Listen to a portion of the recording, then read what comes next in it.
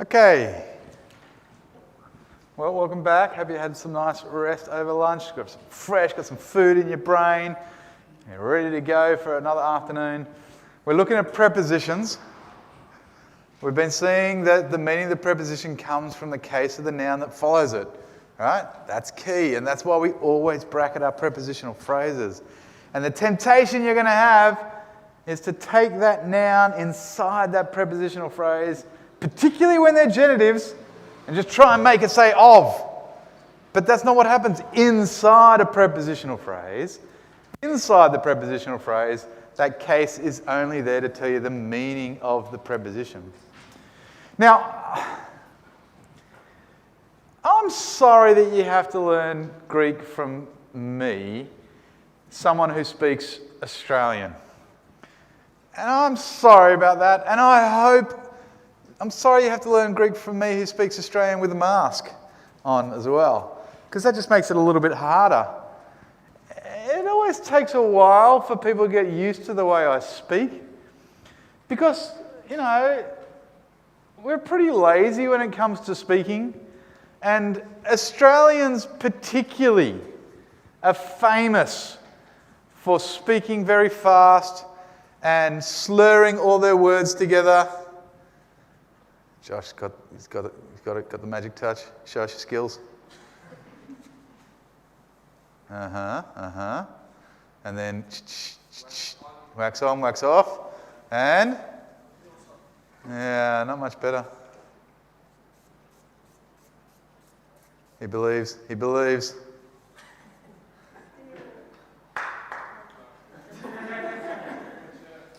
Yeah, there's some win there. There's some win.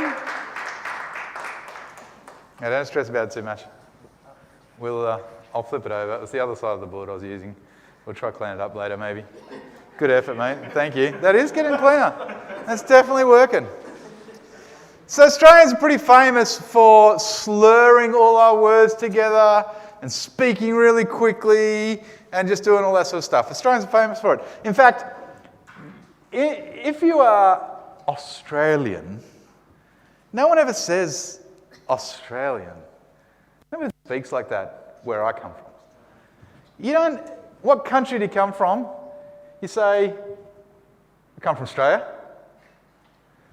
And if you listen carefully enough, you'd think that I lived in a country called, right? That's pretty much what Australians say, right? Where do you live? Australia. Right? No one in Australia says Australia. Like, no one speaks like that, right? They say Australia. Okay, cool. But generally speaking, we're all pretty lazy when it comes to speaking, right? We do this all the time. We shorten words and we bring them together. We don't say,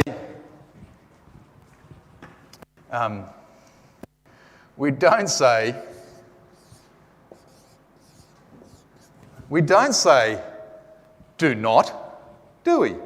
We don't say that. We say, don't. All right?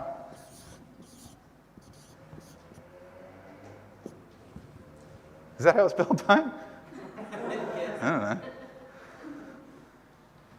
We don't say, you are learning Greek. We say, you're learning Greek.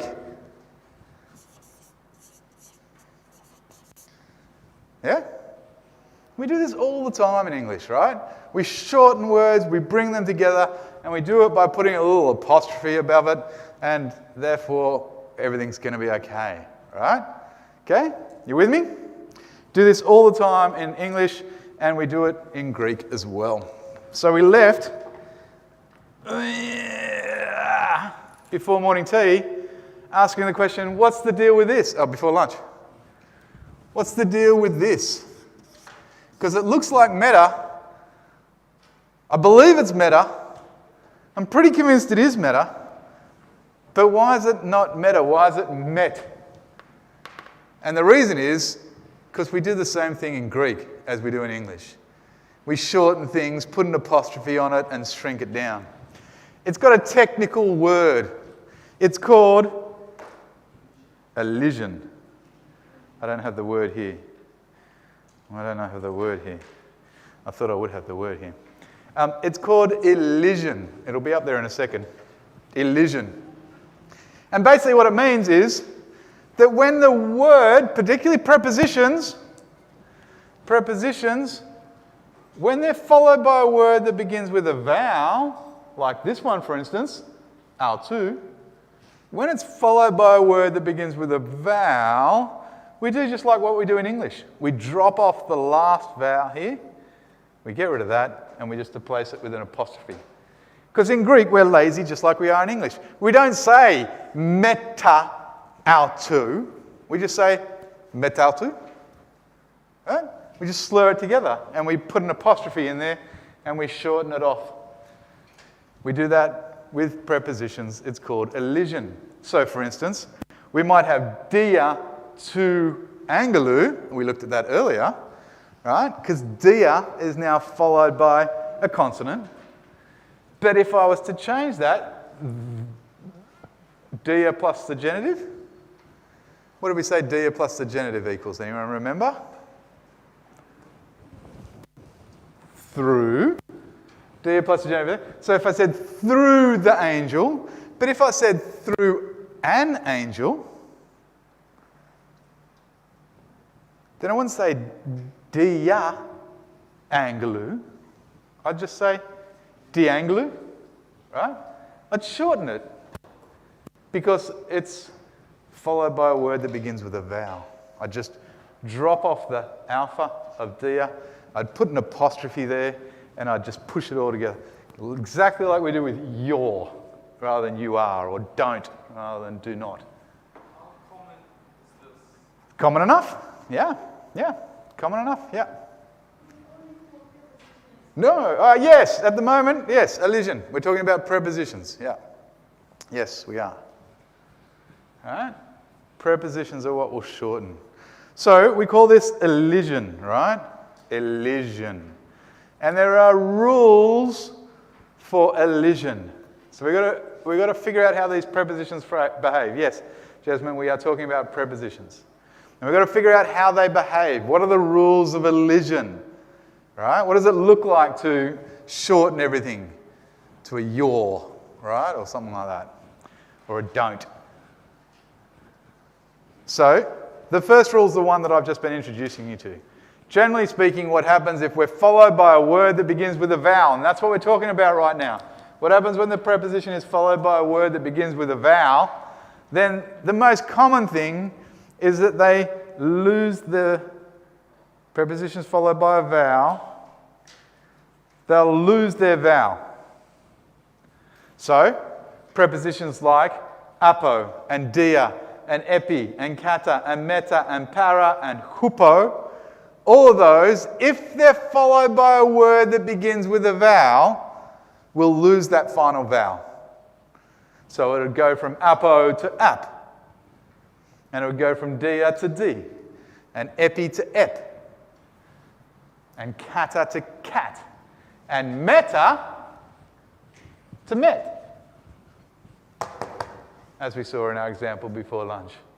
And para will just go to pa. And hupo will go to hoop. Right? If it's followed by a word that begins with a vowel, then the rules of elision will kick in, and it'll drop, those ones will drop their last vowels.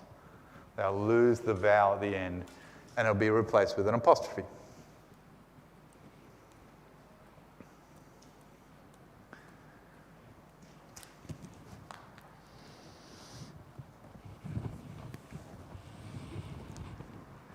For whatever reason, and there probably is a reason, but you certainly don't need to know it or care about it. These three, echo and peri and pro, they like their vowels so much they're never going to let go of them. All right? So if those three prepositions are followed by a word that begins with a vowel, they're not going to change. They'll keep them. They'll keep their vowels. Those three are a little bit different. The others, they're all going to lose their vowel at the end. Those three are going to keep their vowel.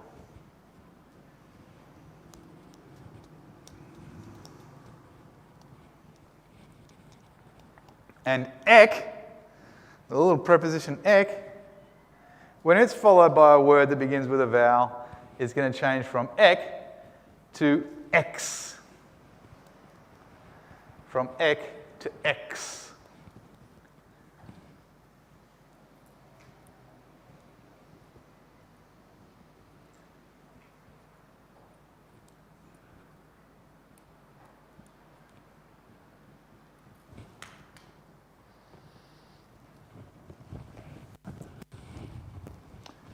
Okay, rules for elision.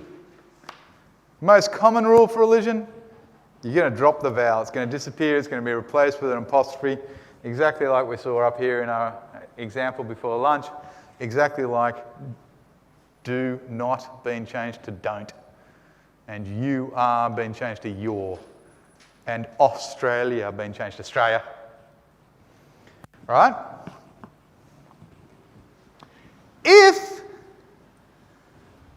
the preposition happens to be followed by a word that begins with a vowel and a rough breathing, then we've got something else going on as well. Because if the preposition happens to be followed by a word that begins with a vowel and a rough breathing, then remember, what does that rough breathing make? What sound does it make? A h-y kind of sound, right? That aspirated sound. So what happens is that a lot of these prepositions, remember also that h sound makes its way into a lot of the letters of the Greek alphabet to make a th and a f and those sorts of things. So what happens is these prepositions will go to not just the shortened form, but the shortened aspirated form.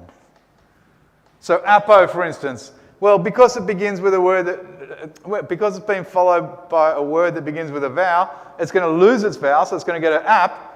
But if it was followed by a word that begins with a vowel and a rough breathing, then it's going to go from ap to af.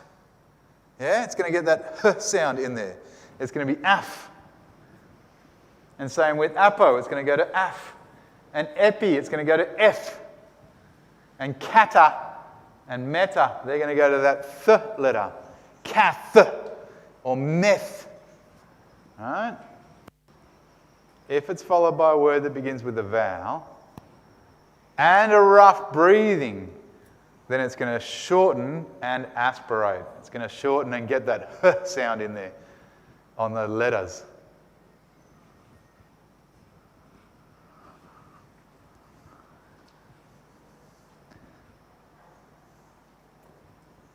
Yeah. Is it getting the h sound when it meets a word that has a rough breathing? That has a rough breathing after it, yeah.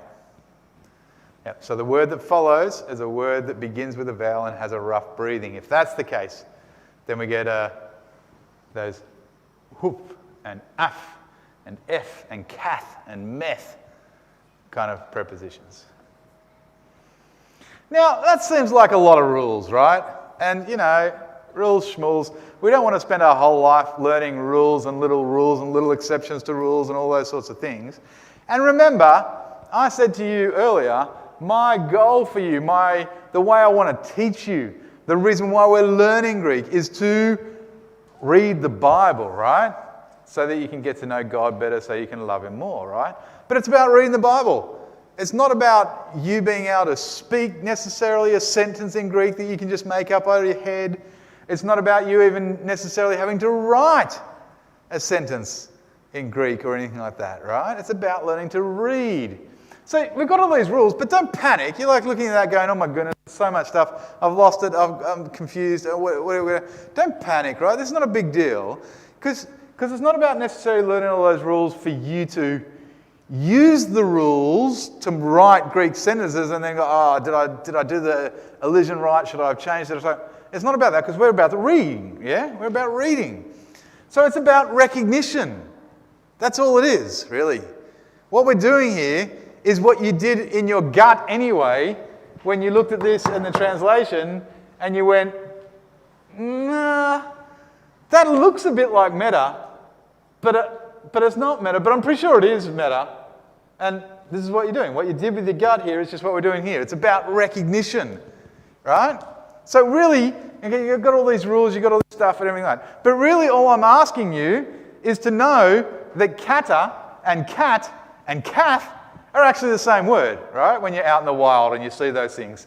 It's just about recognition. It's just, I'm helping you realize that when you're out in the wild and you see cat and you go, oh, it's followed by, it's a preposition. That looks like kata. Oh yeah, that's right. It's followed by a word that begins with a vowel. So it's dropped off. That's elision. Yeah, cool. That's kata though, right?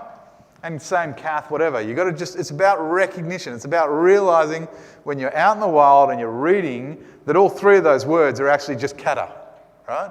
It's the preposition kata, just with a different stuff following behind it. You with me?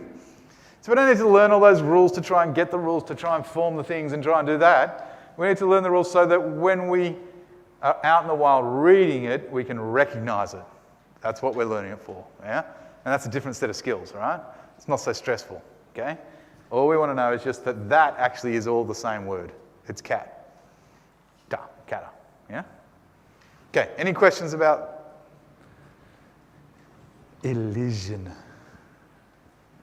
and what that looks for? This is actually going to be relatively important for us. It's going to come into play in lots of different ways, not just with our prepositions, but there's other ways that this is going to come into play that we'll learn more about in the next couple of days. But at the moment, we're all okay. Yeah, Jonathan. So when we're doing the vocab for chapter 5, on words like negas, you had megas, you had something that looks like megali, and Hang on. Let me look at the same thing as you. okay, that's page 64. Page 60. I need my glasses.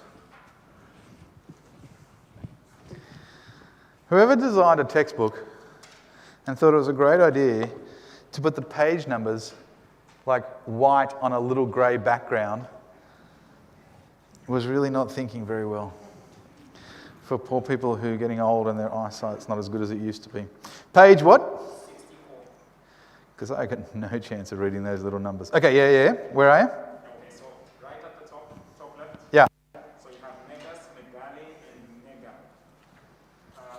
And then they are all interpreted as large. Yes. Oh, great. Is that the same thing like with the kata cat? No, it's not the same thing, and we will come and have a look at this. But you can see that they tell you there they're slightly irregular adjectives. We'll get to this. We'll come to this tomorrow. But that's the masculine and the feminine, the neuter form of the same word. That's what that is. Yeah. So for both of those, the megas is the masculine form, the megale is the feminine form, and the mega is the neuter form. But we'll come back to that tomorrow. Okay? So, elision. We just shorten words. As I said, nothing too stressful about this. We do it in English all the time. We shorten words. They shorten words in Greek too. And that's what we're talking about here. Don't stress. Just know that kata and cat and kath are all just kata, right? Just in different clothes, different disguises. It's about recognition. That's the main problem. That's the main thing we're talking about. Okay, we need to talk about two special prepositions, two special uses of the preposition. And to do that, we need to talk about instruments and agents. Instruments and agents. When we talk about grammar, we're talking about English grammar, we're talking about an instrument and agent, we're talking about what does the verb. What does the verb? And an instrument, in kind of grammatical terms, an instrument is the inanimate object that's used to accomplish the verb. The inanimate object that was used to accomplish the verb, that's the instrument. So if I said to you, I was hit with the stick. Are you with me? I was hit with a stick. Okay? The instrument, what's the verb in that sentence? I was hit with a stick. Hit's the verb, right? That's the action, right? What did the action? Who did the action? We don't know from that sentence. I was hit with a stick. We don't know who hit me, but what hit me? A stick hit me, right? That's the inanimate object that performed the verb. I was hit with a stick. That's called the instrument, yeah? It's the inanimate object that was used to perform the verb. I was hit with a stick. Okay? That's the instrument. The agent is the personal doer of the verbal action, right? I was hit by Melissa. Melissa, don't hit me. All right? But if I was hit by Melissa, then Melissa is the agent of the verbal action, right? I was hit by Melissa. Agent. I was hit with a stick. Instrument. If I was to say, I was hit by Melissa with a stick, then you would all say, stop it, Melissa. Stop hitting him so much, right? But apart from coming to my defense, then you would realize that I was hit by Melissa with a stick. Melissa's the agent. The stick is the instrument, yeah? We all know this because we were all hit by our mothers with a stick, right? We know that, right? We'll get a good whopping. Who got a good whooping from their parents when they were younger, right? What? You guys know whoopings? Oh, yeah. What do you put your hand up then? Oh, no, who did? Yeah. Ooh, my mum used to. Yo. My dad would hit me a lot harder than mum would, right? But my mum, she used to hit you like just behind the knee there, and that soft little fleshy part. Oh, it stung like nothing else. I could take a whack from Dad on the butt any day, that's fine, but the little slap stinger on the back of the... Anyway, I was hit by Melissa with a stick, right? The stick is the instrument, Melissa is the agent, yeah? Okay, now even as I say that sentence, I was hit by Melissa with a stick. Can you hear those little prepositions, right? Right? By and with. They're prepositions, right? They're the kind of prepositional words. And so we've got this special use of the prepositions to tell us when something's an instrument and to tell us when something's an agent, right? And this is how it works in Greek. If it's an instrument, N plus the dative. N plus the dative is the instrument. If Greek wants to tell you what the instrument of the verb is, I was hit with a stick, then it would put it N plus the dative. Now, pause for a second, because some of you are freaking out, right? Because earlier, I told you that N plus the dative means engaged brain, it's late in the afternoon. I told you it meant in, right? But now I'm telling you it means with. Some of you are freaking out, right? Okay? But remember our little English sentences earlier and everything like that? Context is your friend. N plus the dative does mean in, unless it's been the instrumental use of the dative, right?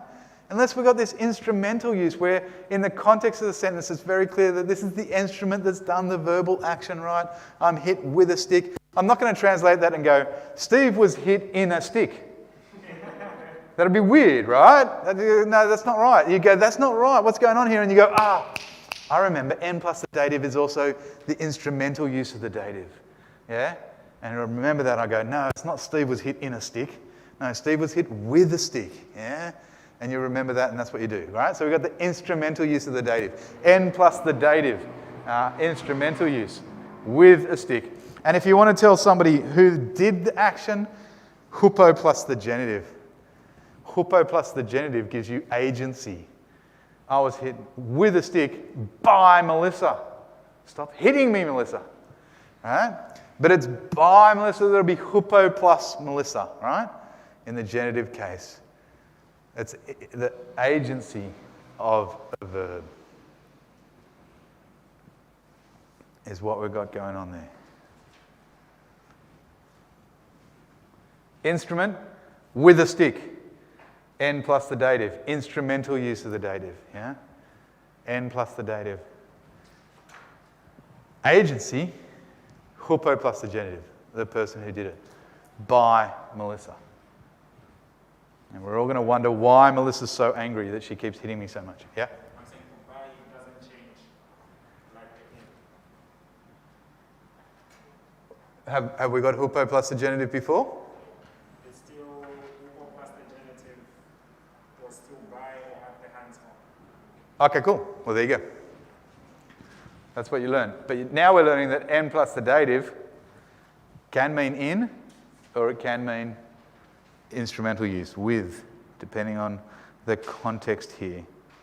Context is your friend. Okay, any questions about those two little prepositions? Just two little sneaky ones, special use prepositions. If you turn to Duff, page, doopy-doo, Duff page, somewhere or other, yeah, page 49. Duff page 49. You can see it's going to talk about instruments and agents as well. You can read this and do your summary later. But a little bit down there, instrument, halfway down the page, inanimate object that we just talked about. Sometimes an instrument is expressed by the preposition N plus the dative. Yeah, that's what we just learned. Okay? But what Duff wants to tell you is, in Greek, this is normally expressed by the instrument just occurring in the dative case without a preposition. Okay? So sometimes we can just have the dative case sitting there all by itself.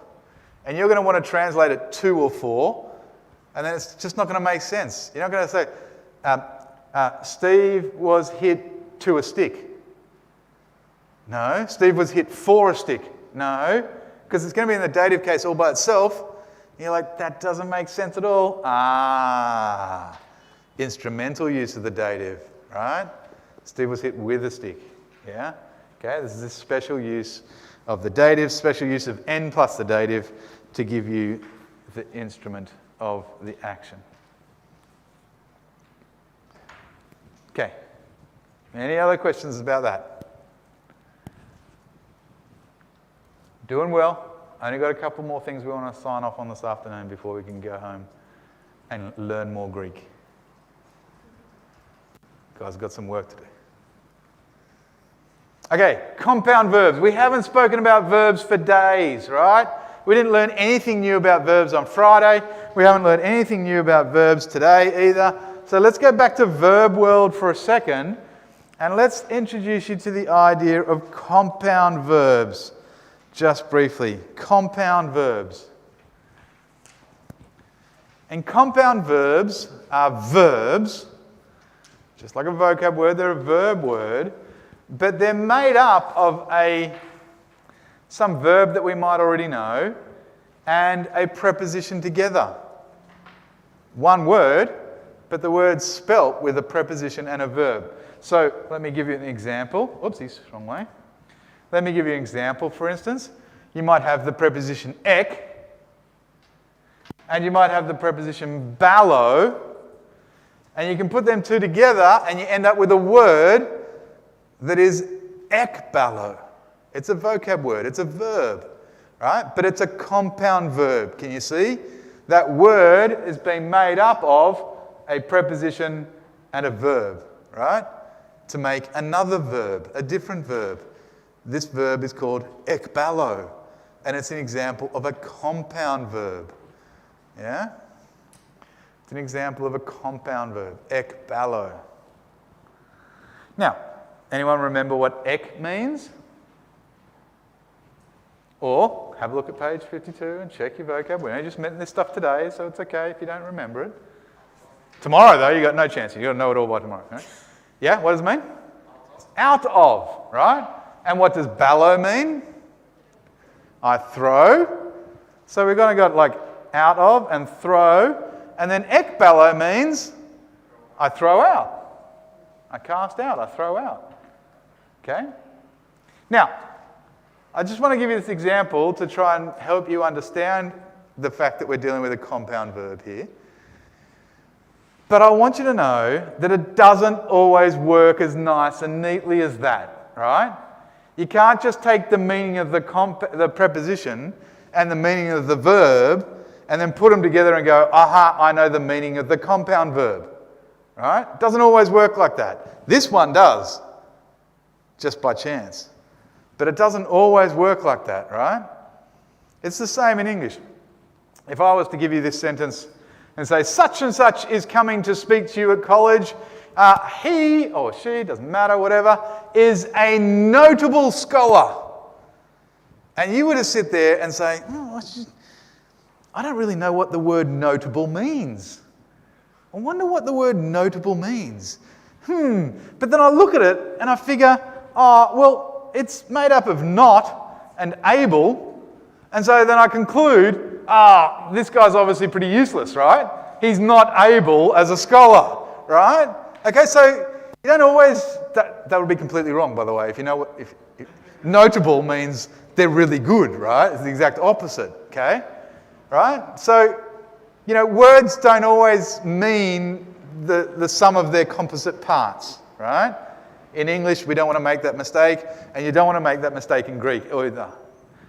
A plus B doesn't equal AB always, right? It's not just the sum of its composite parts that gives you the meaning of a word. And that's the case with compound verbs. Ek plus ballo does give you ek ballo. That works. But a whole stack of others don't work at all. Like, for instance, we might have Anna plus gnosko giving you Anna gnosko. But Anna, vocab, page 52, means... Is it on there? It's not even on there. I don't think it is. It's not even a preposition you know yet. Anna plus gnosko. Anna means up. Gnosko, though, means? I know. Doesn't sound like many of you know that gnosko means I know. That scares me a little bit. These things should be coming off the top of my head. But anagnosko means I read. Up and know and read, all right? They mean different things. The meaning of the compound verb doesn't necessarily just add the meaning of the preposition to the meaning of the verb and you get the meaning of the compound verb, right? Doesn't work always like that. Ek ballo, it does, but for most of the others, it won't work like that. Okay? You might try and convince yourself that if you read up, then you know things or something. I don't know, but that doesn't work. Okay, now, what we just learnt about elision is going to come into play when it comes to forming a compound verb as well. So, for instance, if I wanted to write... Oh, I'm giving you the answer there. But anyway, if I wanted to write hupago, hupago is a compound verb. It's a compound verb of hupo and ago. But because I put ago up next to hupo, and now it's followed by something that begins with a vowel, then that elision stuff that we just talked about is going to happen. Hupo is going to lose its last omicron there, its last vowel. So we're not going to have hupoago, we're just going to have hupago, yeah, as my compound verb.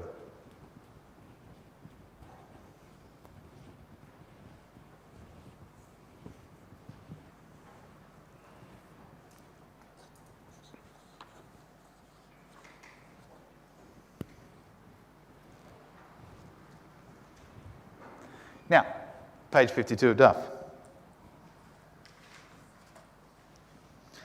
Page 52 of Duff, at the bottom of the page there, you can see there are 11 compound verbs spelled out for you. Okay, now let's take this a little bit slow and let's make sure that we all know what we're doing here. Because Duff has kind of thrown you under the bus a little bit here, and I want to make sure that I help you. Okay, you've got 11 compound verbs down the bottom of page 52 here. But remember, I said to you, you need to not just remember what a verb means, a word means, but you need to know what group it belongs to, yeah? Okay? And we've got two groups of verbs at the moment, don't we? We have verbs that behave like luo, And we have verbs that behave like phileo, yeah? And so when you put your vocab cards together for these words, these 11 compound verbs, what groups are you going to put them in? All right? Some of them should go in your luo group of verbs, and some of them should go in your phileo group of verbs. You've got to make sure you put the right ones in the right piles so you're learning them together. For instance, anablepo, well, that belongs with your luo type verbs, yeah? And apoluo, surprisingly, belongs with your luo type verbs. And ekbalo belongs with your luo type verbs. But epikaleo, now that one's got to go across in your phileo verbs, yeah? And katoikeo, that better be in your eo verbs too. And parakaleo, eo verbs. But paralambano, that's got to be back in your luo type verb. Peripateo, with your eo type verbs. Proskuneo, with your eo type verbs. And notice, by the way, that proskuneo is another one that we can add to our list of irregular verbs, yeah? Because proskuneo likes to take the dative, right? It's a bit unusual, just kind of like believing. Believe, pistuo takes the dative, well, proskuneo takes the dative as well. So that better be in your eo verbs, but sunago, well, that's going to be in your luo type verbs. And hupago, that'll be back in your luo type verbs as well, right? You with me? I'm trying to help you. Because you don't just need to know what the word means, you need to know what group it belongs to so that you know how it behaves. But at the same time, you need to recognize that whilst it's in that group, it's also a compound verb. That's going to be really actually very important, particularly when we get to Wednesday. That's going to become really important. So you don't just need to know where they belong, you don't just need to know what they mean, you also need to have in the back of your mind, that's a compound verb. I need to recognize that. I don't know if you want to put a little asterisk on it or something to remind you that this is a compound verb. Right? It belongs like luo, behaves like luo, but it's a compound verb. And that's going to be really important come Wednesday afternoon. Are you with me? In terms of the vocab here, right? Just trying to help you out. Make sure you put your vocab in the right groups, yeah? Compound verbs.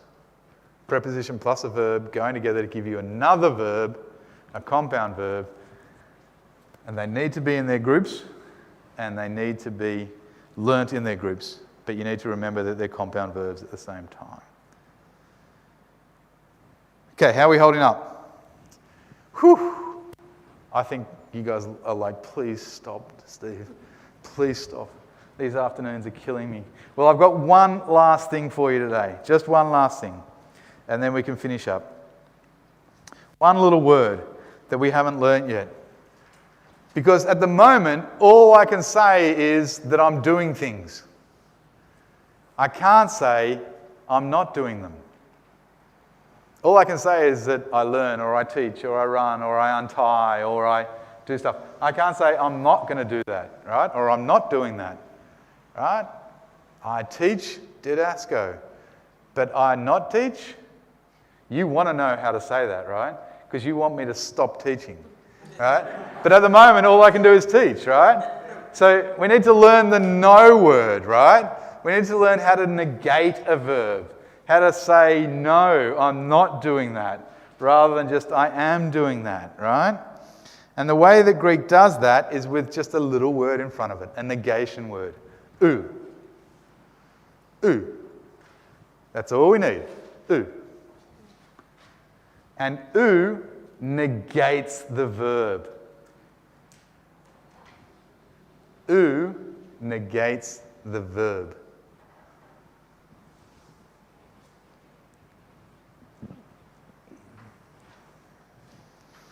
So I might have luo, I am untying, but if I had oo luo, then I'd translate that as I am not untying, right? It negates the verb, oo luo. I am not untying. Oo just negates the verb.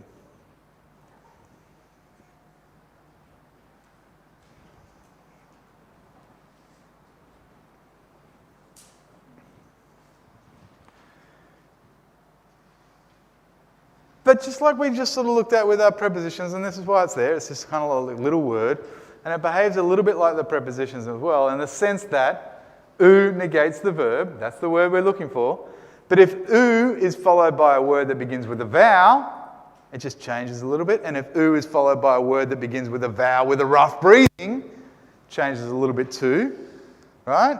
So it's oo followed by a word that begins with a consonant, like uluo, like we just looked at. I am not untying.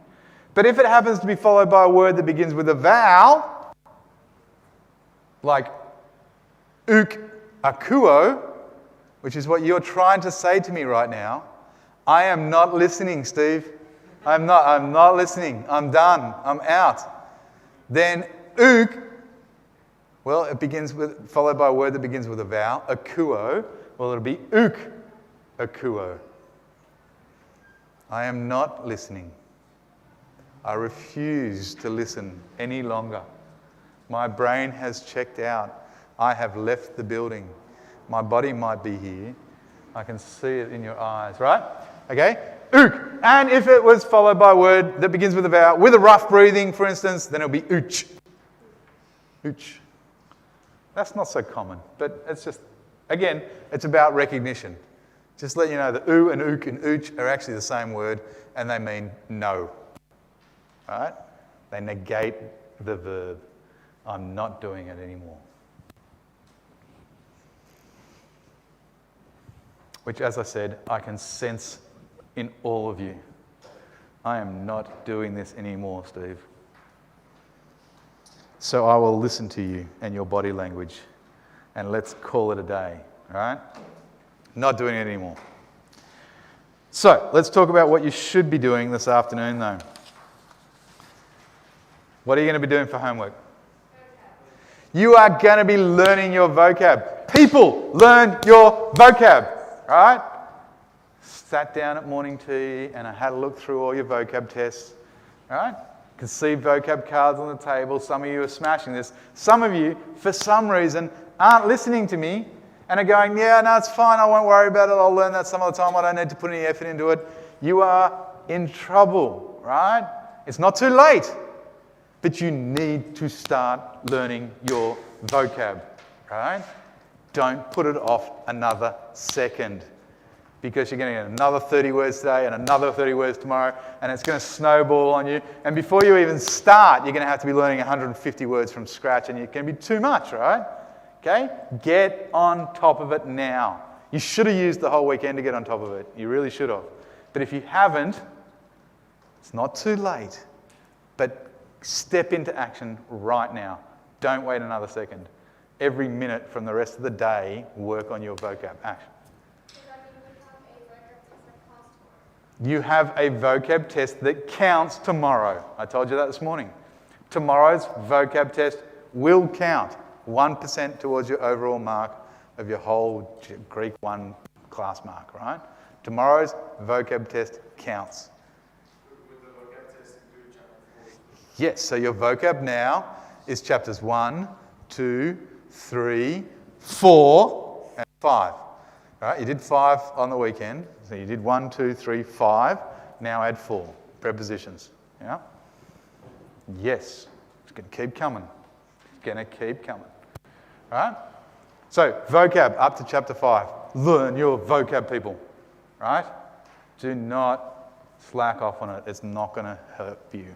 You will be in a lot of pain. Because Greek won't give you anything for free. All right? You don't put the time into learning the vocab, surprise, surprise, you come to a vocab test, you'll fail. Simple as that. You cannot fudge this. You've got to put the time in, yeah? Learn your vocab. Secondly, good news. No new paradigms today. We haven't learned a whole paradigm today at all. Nothing. Nothing at all, right? So keep working on your paradigms, okay? Some of you this morning could say them relatively loudly. There were general dips in the volume at particular points. We're a little bit hazy on some of them. Keep working on your paradigms, right? We haven't learned a new one today yet, so that's good news for you, but keep working on your paradigms. Vocab, up to and including chapter 5. Working on your paradigms. Homework sheets. Homework sheets. Homework sheets.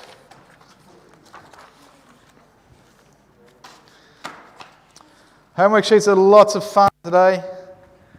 This is fun. What I've done, it's great English.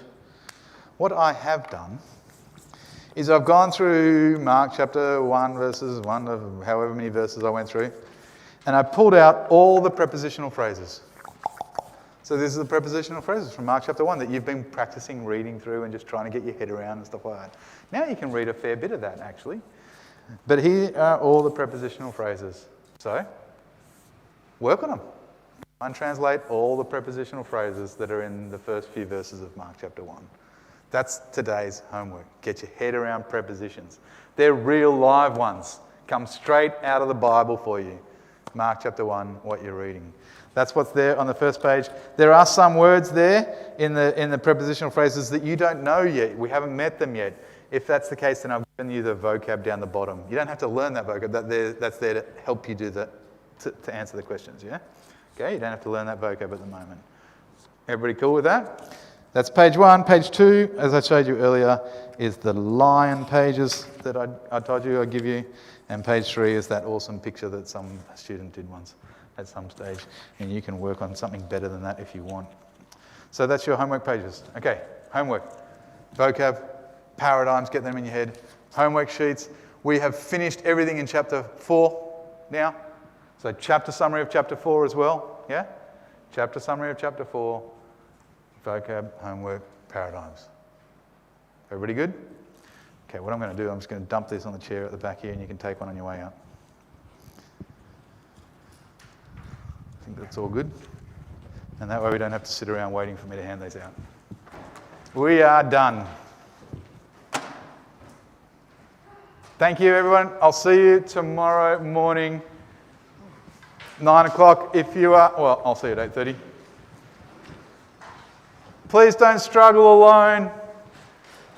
If this is not working, or it's not making sense, or you're not quite sure what to do, speak to a friend, get help, send me a WhatsApp or an email. Don't struggle and drown alone.